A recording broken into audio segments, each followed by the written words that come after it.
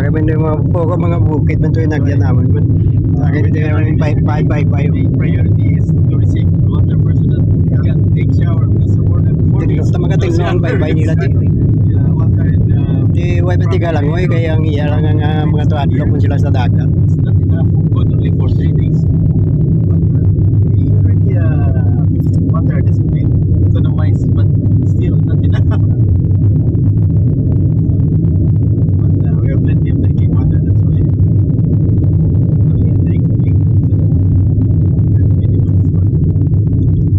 Ya brigyas dagaga dyan. So ang tawag dyan kung ano kayo kay ng mga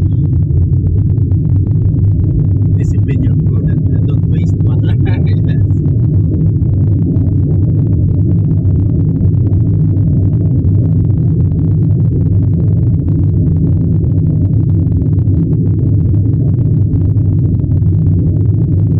Plants here are almost the same. Yung coconut, yung bananas. Almost the same. ang ganda na ng kalsada ngayon. Dalton si Ulvik, no? Good. Ganda na ng kalsada. Dati rough road pa yung pumunta kami dito. 2006 yata yun.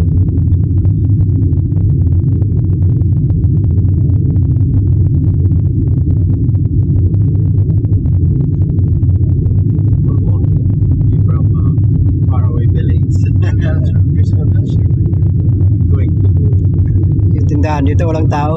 town. Yan, nag-aabang sila ng ano, Students market. waiting for bus. Some of them are students, some of them are just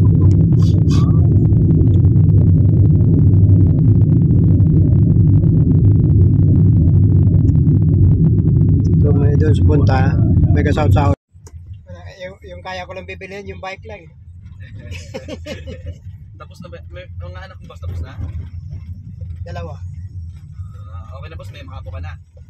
Wala pa naman, pero may mga pamilya na rin yung dalawa. Ito yung sakit niya. Ay, still there, no? Ganda na yung forma sa'yo, sir. Pag 2 taon, wala pang plano formata kasi nagpagawa ako ng bahay eh. Nagano ka rin? Taga saan ka ba talaga pare? Biliran Province. Samar. Oh, Samar na. Waray. Nasanay lang ako ng Bisaya kasi 7 taon ako nag-aral doon sa Cebu eh. Parang gusto ko yung Bisaya eh, kasi wala kang konti lang nakakaintindi ng Waray.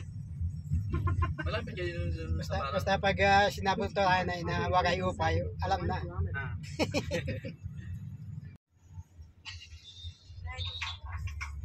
Si hi Papa. Hi Papa Vic. Si hi Papa. Ano yung bunso mo ko? Sir? Anak ko sir, 3 taon. Yeah. Isang anak ko. Nag-isa. Kala ko pang isang anak sa labas. Wala yan. Isa lang. Joke lang. Hindi na kaya sahod eh. Isa lang.